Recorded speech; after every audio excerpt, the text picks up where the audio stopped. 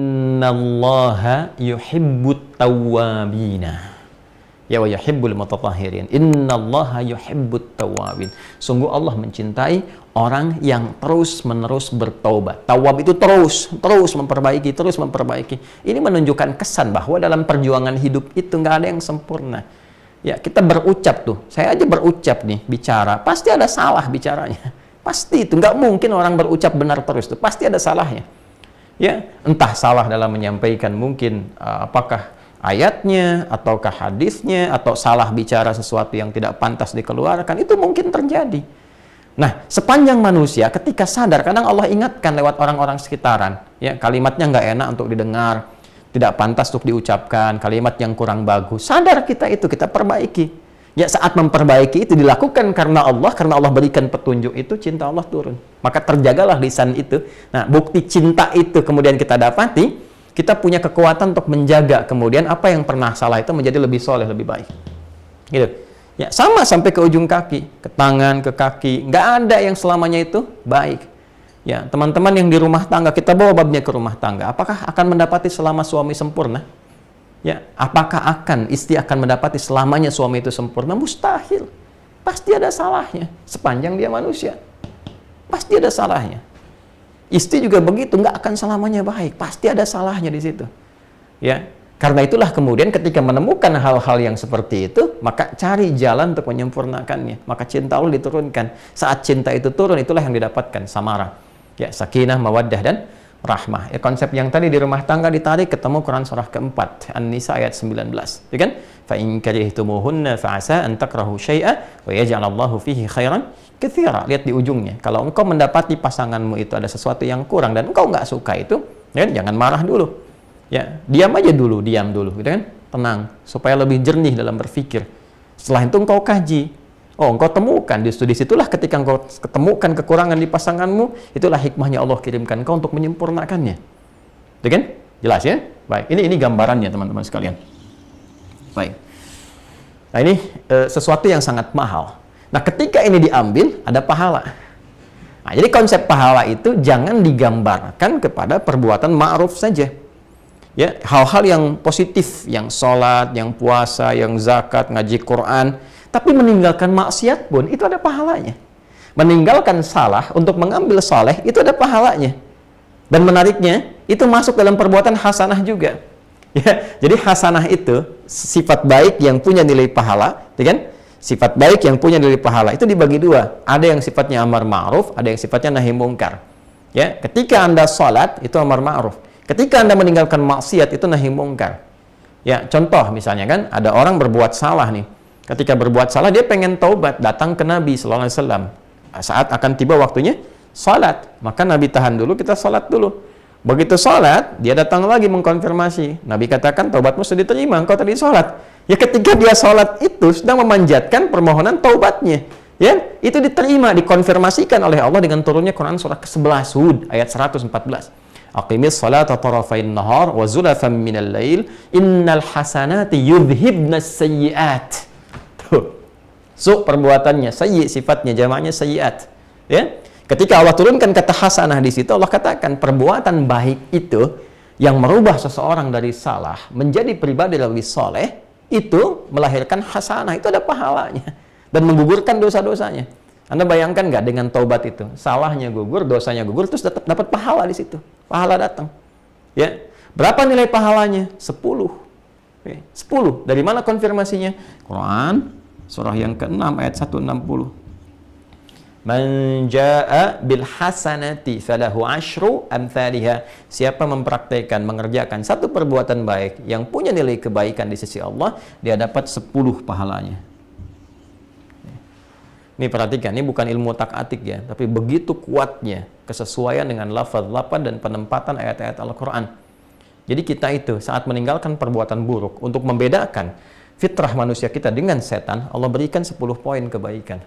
Jangan dihitung 1, 2, 3, 4 begitu. Jarak 1 ke 2, 3 ke 4 itu begitu mahal.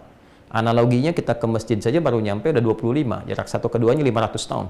2 ke 3, 500 tahun. Coba lihat ini. Lihat baik-baik ya. Fokus baik-baik. Fitrah manusia, Quran surah 7 ayat 22. Ketika salah, diingatkan, dikonfirmasi, dia bertekad menjadi saleh. setan, Quran surah 7 ayat 12. Lihat baik-baik. Ketika dikonfirmasi diingatkan, dia angkuh. Konfirmasi keangkuhannya ayat 13, ini konfirmasi kesalehan manusia ayat 23. Perhatikan baik-baik. 22 kurangi 12, bukankah 10? Konfirmasi, 23 kurangi 13, bukankah 10? Ketika ini sifat-sifat setan bisa ditinggalkan, sifat setan kan salah, menjadi soleh, Allah berikan 10 poin. Konfirmasi Quran surah 6 ayat 160. Ini mahal ilmunya. Ya, Anda hanya bisa dapati ketika kita berusaha untuk mengkaji, menggali, ikhlas, belajar dari guru-guru yang soleh, ya, yang dalam ilmunya. Bukan cuma pintar, tapi soleh.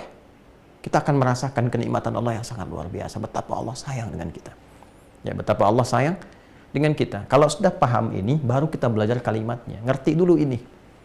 Ya, saya ingin tanamkan bahwa nggak ada manusia sempurna.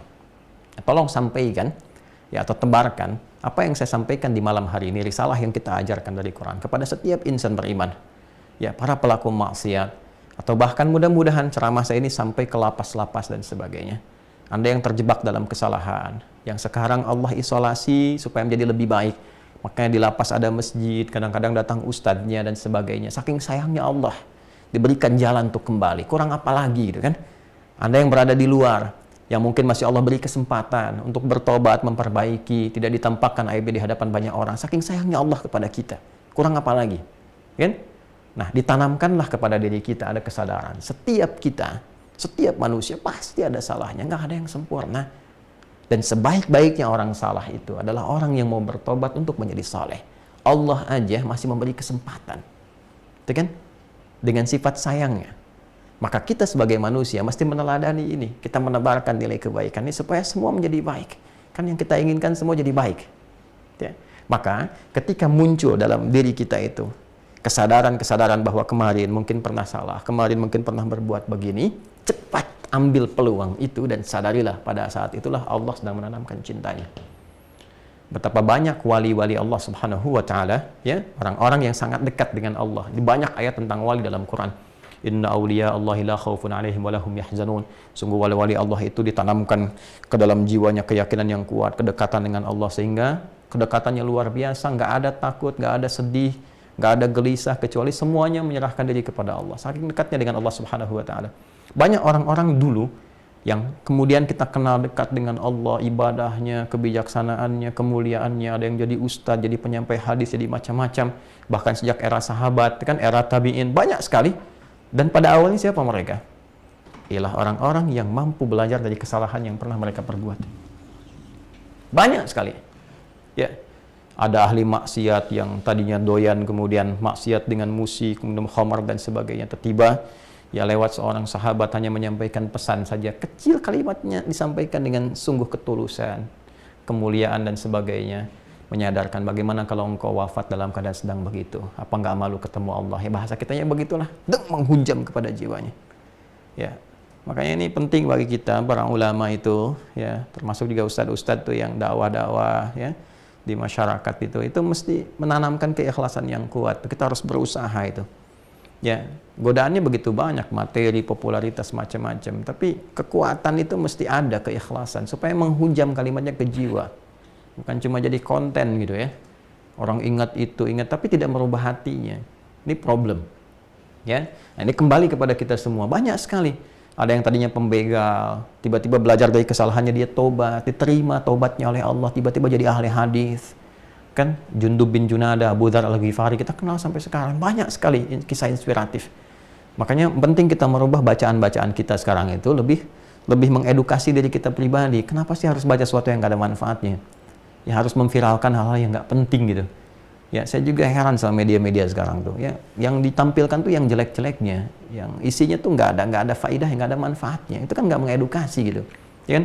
Sedangkan kita menginginkan bangsa kita maju, bangsa kita itu pintar, bangsa kita itu bisa makmur, bisa hebat. Tapi berita yang disajikan isinya sampah. Ya, mohon maaf gitu. Yang kalau kita lihat tuh 85% berita sekarang, silahkan klik tuh. Rata-rata apa?